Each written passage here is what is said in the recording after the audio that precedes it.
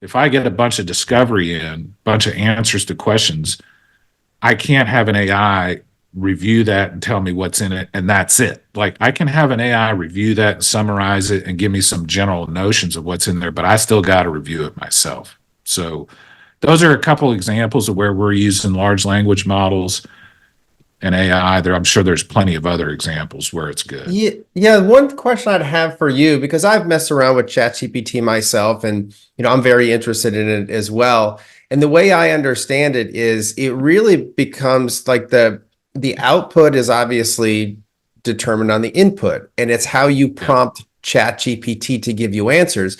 And it's almost like the way that people used to use Google. So when people started using Google in the beginning, they would write in these really long questions. And then they realized, oh, Google really knows more than I thought. I don't need the in, I'm just going to put a couple quote unquote keywords or keyword phrases. So the way people interact with Google changed over time. Yeah. So have you learned some shortcuts with the way that you prompt ChatGPT or whatever large language model you're using to get better results?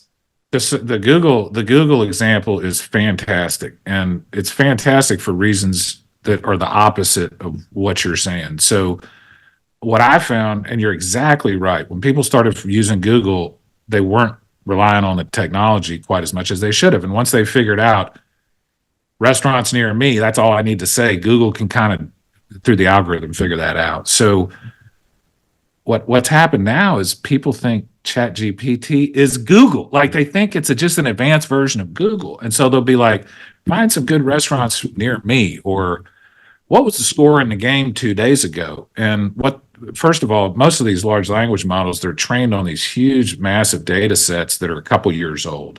Most of them are not directly plugged into the internet right now. There's lots of ethical and legal issues involved in that. Some of them are, but most of them aren't directly plugged in. But you talk about prompts, there's this whole kind of idea about, it's called prompt engineering, which I think is just a fancy way of saying prompt.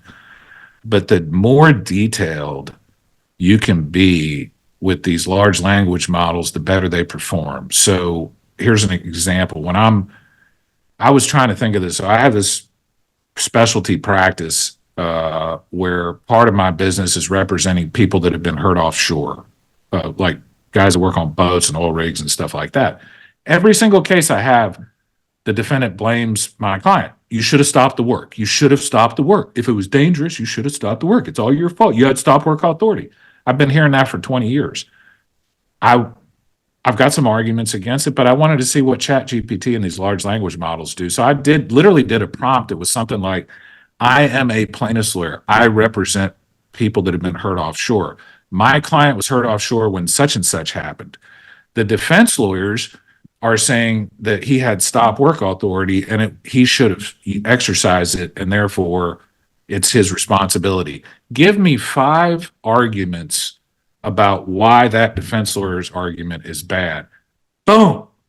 4 of them are terrible, and 1 of them I will use for the rest of my career. So and again, if you understand just a little bit about what's underneath the hood, you'll understand why that's important, because the more detailed the prompt, the easier it is for the mathematics to put what you're asking in context. Because what it's really kind of doing is looking out there, okay, where's some examples of some arguments? Where's some, and so the more detailed you are, the better job it does, is the point. And the other thing that I think is different from Google is, and I do this all the time, I'll type in, blah-bitty-blah prompt, blah-bitty-blah, and it'll shoot something out. And then I'll say, okay, now refine this, shorten this section, tone it down in this section. And so the point is it's not one Google search. It's not one ChatGPT search. You're literally interacting with it. And the more you feel comfortable interacting with it, the better it is.